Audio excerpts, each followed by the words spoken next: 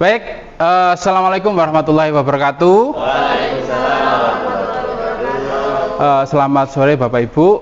Yang pertama, terima kasih atas kehadirannya. Hari ini saya akan melaksanakan diseminasi, yaitu pemberian informasi atau berbagi tentang informasi mengenai budaya positif. Nah, mungkin Bapak Ibu guru yang iklan sebentar ya. Mungkin Bapak Ibu guru yang sudah guru penggerak, sudah ahlinya. Jadi nanti bisa dibantu saya kalau ada pertanyaan-pertanyaan dari Bapak Ibu yang lain. Baik Bapak Ibu guru, saya klik ya. Salah. Oke. Jadi ini adalah bagian dari aksi nyata yang saya lakukan. Perkenalkan, nama saya adalah Abundaris Kamil Iftara. Ada yang belum tahu? Tahu semua ya Bapak Ibu ya. Iya, baik, langsung saja. Mari kita berbahagia dulu Bapak Ibu. Ya. Baik, Bapak Ibu, saya punya tepuk, namanya tepuk takdut. Ya, takdut. Jadi tepuk 1 tek tak. Tepuk 2 tek tek dut dut gitu. Tepuk 3 tak tak tak tak dut dut. Tak tak dut. Tepuk 4 baru digabung semua. Bisa? Tak tak tak tak tak tak. Aku lupa ya. Tak tak dut dut tak tak dut gitu ya. Oke, siap ya? Oke, tepuk 1 tak. Tepuk 2 dut dut. Tepuk 3 tak tak dut. Tepuk 4 tak tak dut tak dut. Ya pokoknya gitu. Oke, tepuk tangan ya. Oke, Bapak Ibu sudah bahagia belum ya? Mohon maaf. Ya baik, langsung saja ke materi Bapak Ibu. Jadi sebelum kita ke materi, kita kesepakatan kelas dulu. Ini masih draft, nanti kita sepakati. Kalau ada sesuatu yang perlu kita diskusikan, kita diskusikan. Yang pertama yaitu menjaga kebersihan ruangan forum. Yang kedua adalah saling menghargai. Yang ketiga berpakaian yang rapi dan sopan. Alhamdulillah. Yang keempat ini perlu kita bicarakan ya. Yang kelima boleh bertanya dan berpendapat. Yang keenam izin ketika meninggalkan ruangan forum. Mungkin ada sesuatu yang mau disampaikan. Nomor 5 ini nggak usah, itu gimana? Sepakat Bapak Ibu? Oke, sepakat. Wah, seneng kalau gitu. Ya, draft langsung disepakati itu menyenangkan. Jadi nggak perlu diskusi lagi. Ya, baik Bapak Ibu. Iya, Bapak Ibu, ini berhubungan dengan budaya positif. Budaya positif kita tahu budaya itu adalah rangkaian pola-pola ya, yang tiap hari kita laksanakan. Tapi di sini garis besarnya adalah budaya yang positif. Karena kita tahu di sekolah kita juga ada budaya-budaya yang memang perlu kita luruskan ya, dari yang dilakukan oleh siswa. Berikutnya apa sih budaya positif Bapak Ibu? Ya, ini saya dari modul yang saya baca adalah budaya positif di sekolah adalah konsep yang mengacu pada perilaku, nilai-nilai, norma, dan sikap yang mendukung pertumbuhan, perkembangan, dan kesejahteraan siswa. Di sini objeknya adalah siswa yang harus tumbuh, berkembang, dan sejahtera. Dengan apa? Yaitu dengan ini Bu, Bapak Ibu. Ini. Perilaku, nilai-nilai, norma yang kita ajarkan itu terus positif. Itu akan menjadi sebuah budaya karena itu hal yang sehari-hari kan Bapak Ibu. Ya, banyak sekali siswa kita, sebenarnya sekolah kita itu sudah mempunyai budaya positif, akan tetapi masih mungkin ada beberapa yang masih belum optimal itu. Lanjut Bapak Ibu. Ya, dalam budaya positif ini ada hal-hal yang mencakup hal-hal yang dalam budaya positif. Maksudnya sebenarnya luas, wilayahnya sangat luas sekali. Cuman di sini untuk wilayah sekolah mungkin saya merangkum menjadi 6. Yang pertama adalah disiplin positif. Kalau ini budaya positif, ini disiplin positif dan nilai-nilai kebajikan. Yang kedua adalah motivasi perilaku manusia. Yang ketiga keyakinan kelas atau sekolah. Yang keempat kebutuhan dasar manusia. Yang kelima adalah posisi kontrol restitusi, dan yang keenam adalah segitiga restitusi. Ya, Kita bahas satu persatu. Yang pertama Bapak Ibu adalah di sini disiplin positif. Nah, kalau tadi adalah budaya positif, di sini adalah disiplin positif. Arti bagian dari budaya.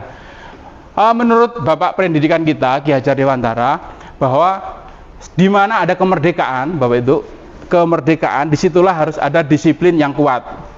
Sungguh pun disiplin itu bersifat self disiplin atau kita sendiri yang mewajibkan kita dengan sekeras-kerasnya, tetapi itu sama saja sebab jikalau tidak cakap melakukan self disiplin, wajiblah penguasa atau pihak lain untuk mendisiplinkan diri kita. Nah, ini menurut Ki Hajar Dewantara. Dan peraturan demikian itulah harus ada di suasana yang merdeka. Artinya merdeka itu tidak selalu bebas, tapi harus ada disiplin yang digaris besar, yang dimiringkan atau digaris besar, digaris bawahi adalah ini, yaitu disiplin yang muncul dari diri kita sendiri, dari siswa sendiri, seperti itu Bapak Ibu. Jadi kalau kita simpulkan Bapak Ibu, bahwa disiplin positif merupakan suatu cara penerapan disiplin yang mengajarkan kita untuk bisa bertanggung jawab dan menumbuhkan kesadaran diri. Ini berdasarkan nilai-nilai kebajikan. Oke, ini sudah ya Bapak Ibu ya. Sekarang kita ke nilai-nilai kebajikan. Nilai apa sih nilai-nilai kebajikan? Di sini sebenarnya nilai-nilai kebajikan ada banyak. Di Indonesia itu banyak semacam lembaga riset itu yang melaksanakan survei tentang kebutuhan nilai-nilai kebajikan, tapi yang paling populer Bapak Ibu yang sekarang digaung-gaungkan adalah ini, profil pelajar Pancasila. Oke, tidak ada masalah dengan ini Bapak Ibu ya. Mulai dari beriman, berbinakan global, bergotong royong, kreatif, dan bernalar kritis. Ini yang nilai-nilai kebajikan yang mungkin sekarang ini sangat digaungkan karena memang kita mengacu pada pelajar Pancasila. Oke, kita lanjut Bapak Ibu. Ya, tadi disiplin tadi Bapak Ibu itu mengacu pada profil pelajar Pancasila. Sekarang kita ke motivasi perilaku manusia. Ini hubungannya sama.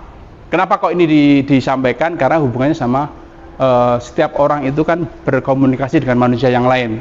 Menurut Dian Gosen dalam bukunya Restructure School Disiplin menyatakan ada 3 motivasi perilaku manusia. Yang pertama, yang paling rendah menurut ini beliau, yaitu orang melakukan disiplin itu untuk menghindari ketidaknyamanan atau hukuman.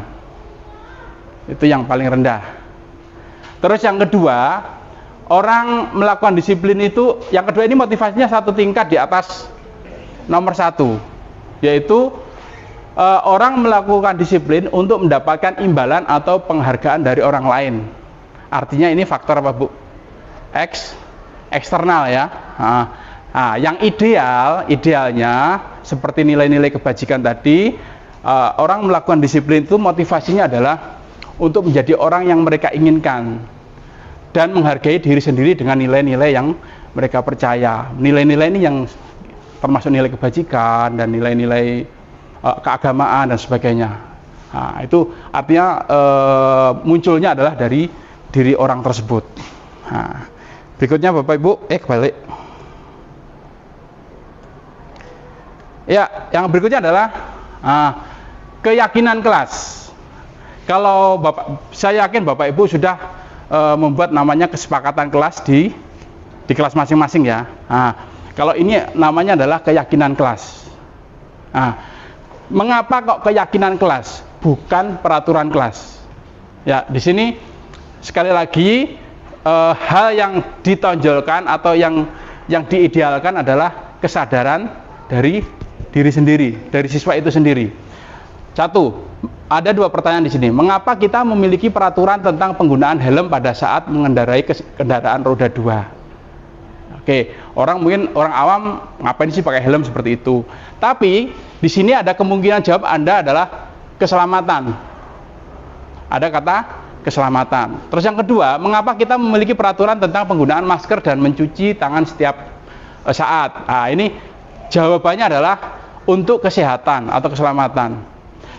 Jadi nilai-nilai keselamatan, kesehatan inilah yang kita sebut sebagai keyakinan. Orang sepakat itu semua Bapak Ibu, ya kan?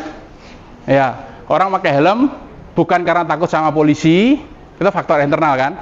Bukan takut sama ditilang dan sebagainya, tapi memang dia berpikir dari dirinya bahwa itu adalah keselamatan. Nah, ini dari diri itulah yang disebut dengan keyakinan, yaitu nilai-nilai kebajikan universal yang disepakati secara tersirat dan tersurat lepas dari latar belakang suku, negara, agama maupun bahasa.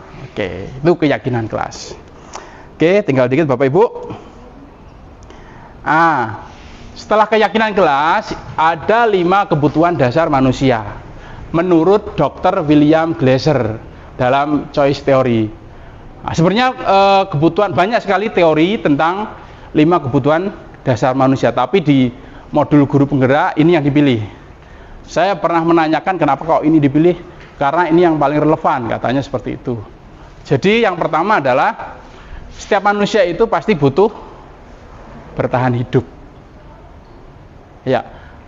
Terus yang kedua adalah butuh kasih sayang dan rasa diterima dalam komunitas atau dalam keluarga atau dalam sekolah. Ini kebutuhannya. Terus yang ketiga adalah ada kebebasan untuk memilih. Ya Bapak Ibu ya. Terus yang keempat ada pasti semua orang perlu kesenangan. Orang kalau nggak senang berarti artinya 5 ini harus ada biar tidak timpang. Jadi ketika dia bersosialisasi, ketika dia kebutuhan 5 dasar ini terpenuhi, dia tidak akan menurut teorinya ini tidak akan melanggar aturan. Seperti itu. Terus ada penguasaan. Penguasaan ini bukan kekuasaan pemerintah tapi lebih ke pengakuan bahwa saya bisa ini loh, saya bisa ini gitu. Ini 5 kebutuhan dasar manusia. Ini tujuannya adalah kenapa kita diberikan materi ini, tujuannya anak-anak biar tahu bahwa ada kebutuhan yang memang harus dia dapatkan agar tidak melanggar. Oke. Jadi kalau kita simpulkan kebutuhan dasar manusia Bapak Ibu, ketika seorang murid melakukan suatu perbuatan yang bertentangan dengan nilai-nilai kebajikan atau melanggar aturan, hal itu sebenarnya dikarenakan mereka gagal dalam memenuhi kebutuhan dasar mereka. Jadi kita nanti ketika ketemu anak-anak yang mungkin melanggar, mungkin salah satunya penyebabnya adalah 5 dasar itu belum terpenuhi. Oke. Baik Bapak Ibu, waduh gak ada gambarnya. Terus kita sebagai guru, posisi kontrol kita di mana? Ada 5 Bapak Ibu. Yang pertama adalah sebagai penghukum. Yang kedua adalah sebagai pembuat orang merasa bersalah. Yang ketiga adalah sebagai teman. Yang keempat adalah sebagai monitor atau pemantau. Yang kelima adalah sebagai manajer. 4 ini faktor eksternal dari siswa. Berarti orang lain yang mendorong. Tapi kalau 5 ini manajer ini maunya kan di situ. Kembali lagi ke awal bahwa yang ditonjolkan adalah kesadaran diri. Jadi manajer ini mengelola bagaimana dia ketika menurut teori yang saya baca bahwa orang yang melakukan kesalahan itu orang yang merasa gagal. Biasanya seperti itu. Di sini manajer berfungsi untuk menstabilkan bahwa orang gagal nggak cuma kamu saja, tapi hampir semua orang itu pernah gagal. Artinya menstabilkan situ. Ini eksternal dan ini adalah internal. Terus sebenarnya ada di sini tadi gambar Bapak Ibu itu, jadi ada guru yang diperbuat, guru apa tindakan guru itu ada sebenarnya, ini nggak muncul ini tadi. Ya. Terus yang terakhir Bapak Ibu, kalau tadi itu adalah posisi guru, kalau ini adalah, ini Bu Desi paham kalau ini biasanya ketika menangani anak-anak yang sudah bermasalah. Ya, namanya adalah segitiga restitusi. Oke, yang pertama Bapak Ibu, di sini adalah menstabilkan identitas. Kemarin contohnya saya coba menerapkan segitiga restitusi itu kepada si Bagas yang sekarang kelas 9. Dulu tiap hari kan terlambat. Oke, dengan pertanyaan pertama, Gas, kenapa kamu saya panggil? Seperti itu. Artinya saya menguatkan Bagas bahwa apa yang dia lakukan itu juga banyak dilakukan oleh orang lain. Nah, jadi menstabilkan identitas dengan setiap orang pasti pernah melakukan kesalahan. Terus kamu bukan satu-satunya yang pernah melakukan kesalahan di sini. Artinya menstabilkan identitasnya dia, gitu. Baru masuk yang kedua, yaitu validasi tindakan yang salah. Nah, contoh, oke, kamu tentu punya alasan mengapa melakukan itu, maksudnya terlambat. Nah, dia menceritakan, Pak, karena saya main game kalau malam, tidurnya malam dan sebagainya, sehingga datang terlambat. Terus adakah cara yang lebih efektif untuk mendapatkan apa yang kamu butuhkan? Artinya biar nggak terlambat, menurut kamu apa yang harus dilakukan? Seperti itu.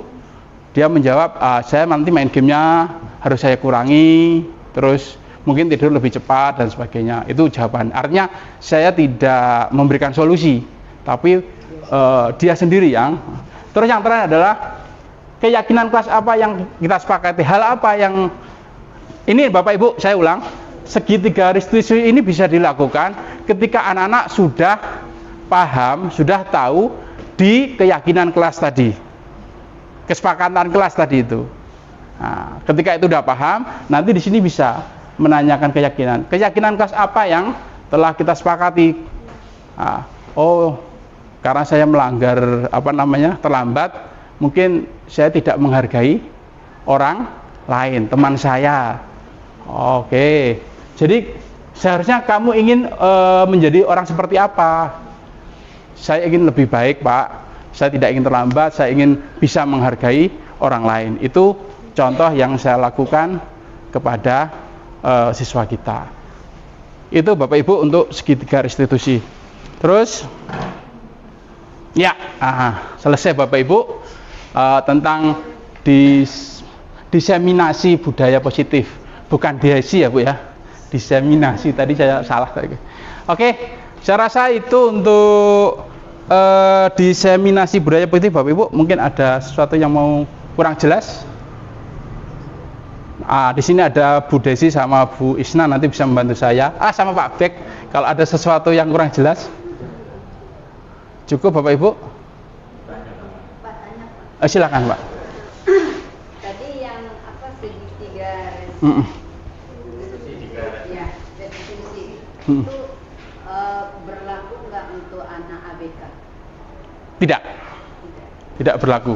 Pasti tergantung masalahnya. Tapi tadi malam saya sempat diskusi sama fasilitator, itu ada anunya sendiri, ada metodenya sendiri. Ini menangani anak-anak yang artinya mereka paham tentang keyakinan kelas dulu, bahwa kalau saya itu melanggar terlambat, itu saya itu tidak menghargai orang lain, tidak menghargai guru. Kalau saya itu ribut di kelas, itu saya mengganggu orang lain. Orang sepakat bahwa ribut itu nggak boleh, bukan nggak boleh, itu pasti mengganggu orang lain. Itu yang disebut dengan keyakinan kelas. Oke. Ada lagi Bapak Ibu? Konfirmasi Bu ya? Konfirmasi. Ya. Kalau untuk anak berkebutuhan khusus ini kita lihat dulu. Betul. Dia kebutuhan khususnya apa? Kalau misalnya dia kebutuhan khususnya adalah karena dia cacat, hilang fisik. tidak ada kakinya, tangannya, Betul. itu termasuk kebutuhan khusus.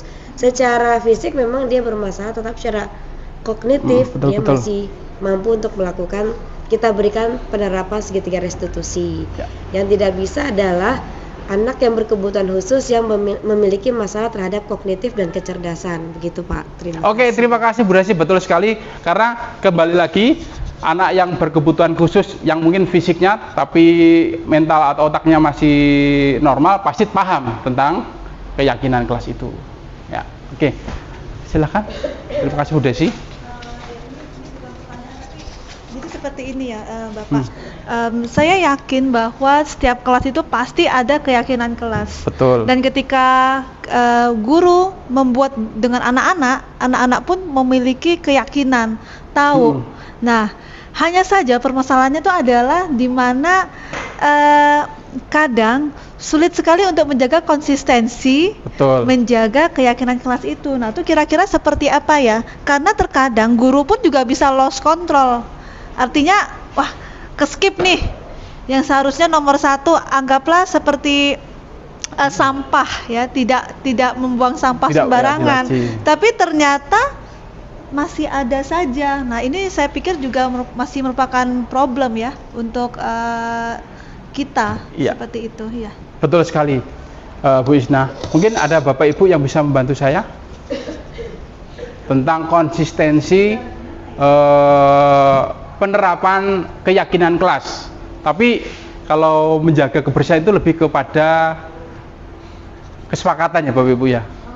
Oke, ya. Memang konsistensi itu bagian dari yang, makanya saya bilang kita sudah punya budaya, cuman optimalisasinya untuk beberapa cakupan itu masih kurang. Atau mungkin Bapak Ibu ada yang bisa bantu konsistensi, terutama contoh adalah bagaimana menerapkan di kelas.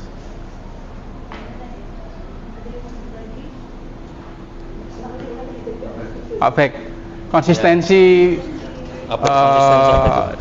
ya, menjalankan kesepakatan kelas atau keyakinan kelas Bapak. Ya. Assalamualaikum warahmatullahi wabarakatuh. Waalaikumsalam. Ini menurut pendapat pribadi yang mungkin pernah juga belajar tentang ini ya.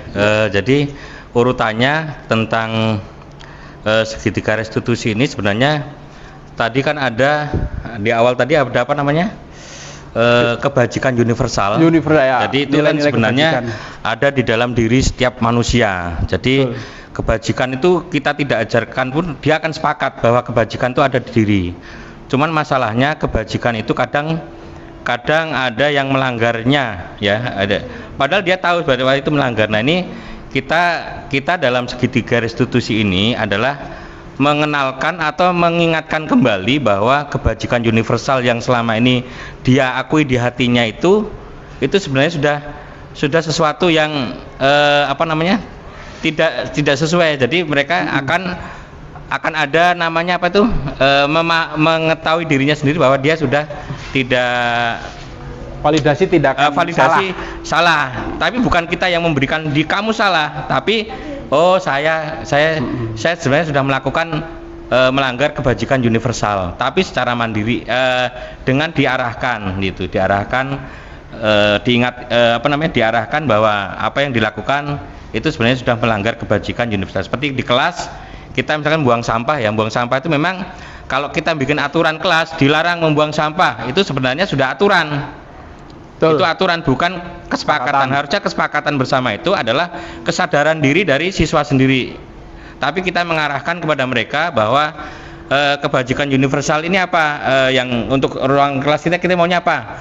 Kelihatan bersih, kelihatan indah. Untuk melakukan itu bagaimana? Sampahnya dibuang di tempat sampah, itu kan.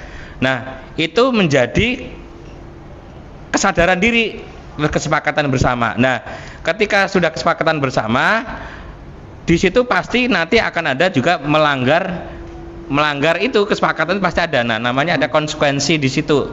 Nah, di konsekuensi itu kita memberitahukannya tidak melalui hukuman tapi melalui restitusi, dikenalkan kembali bahwa kamu itu sebenarnya baik, kamu tuh harusnya tadi itu kamu sudah sepakat di awal di kelas kita itu sudah sepakat bahwa kita membuang sampah pada tempatnya itu. Tapi kamu ini melanggar nih, ya, konsekuensinya apa itu kan sudah disepakati. Jadi kalau sudah konsekuensi, sudah kesepakatan, sudah ada deal-dealan, kalau nanti melanggar apa itu sudah bukan hukuman. Itu adalah konsekuensi, sudah aturan itu sudah dibikin bersama gitu. Makanya sebenarnya peraturan itu harusnya diawali di awal pembelajaran kita semua, sehingga kalau kita tiba-tiba langsung hukum ayo maju ke depan. Kamu melanggar. Nah, itu kan hukuman kita yang memberi hukuman, tapi belum tentu baik untuk si siswanya. Dia tidak tahu bahwa apa sih saya melanggar apa, tidak tahu gitu. Makanya perlu adanya segitiga restitusi gitu. Jadi sehingga bisa konsisten di dalam kelas gitu. Kita mengingatkan kembali makanya kita ditulis di sini kan. Tapi selama ini yang ditulis kan ya kesepakatan gitu aja, tapi sebenarnya nilainya itu di sini gitu. Nilainya adalah menyadarkan dari awal, kemudian fungsi kontrol tadi, fungsi kontrol dari diri kita sendiri, terus fungsi pengakuan tadi ada apa? Tadi yang 5 tadi ya. Betul. Itu juga itu Pak dasar manusia. Oke. Mungkin dari saya, mungkin kalau ada yang kurang-kurang bisa dikoreksi. Terima kasih. Ada yang lain Bapak Ibu?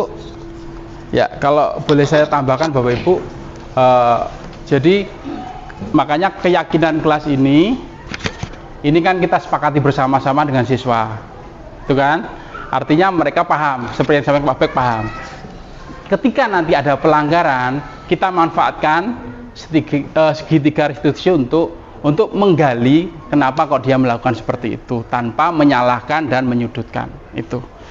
Ya, Bapak Ibu tadi di kesepakatan kita ada poin 5, boleh makan, boleh minum. Ini boleh dimakan, boleh diminum. Ya. Ya, mungkin ada lagi Bapak Ibu? Cukup ya Bapak Ibu ya? Oke. Baik, kalau begitu tidak ada pertanyaan Bapak Ibu. Kalau tidak ada pertanyaan, terima kasih atas perhatiannya. Saya ucapkan terima kasih sekali lagi atas kehadirannya Bapak Ibu, karena ini bagian dari bagaimana nanti kita membentuk budaya di sekolah kita. Artinya lebih khusus di situ. Oke, saya rasa terima kasih. Tidak ada pertanyaan. Saya akhiri. Assalamualaikum warahmatullahi wabarakatuh.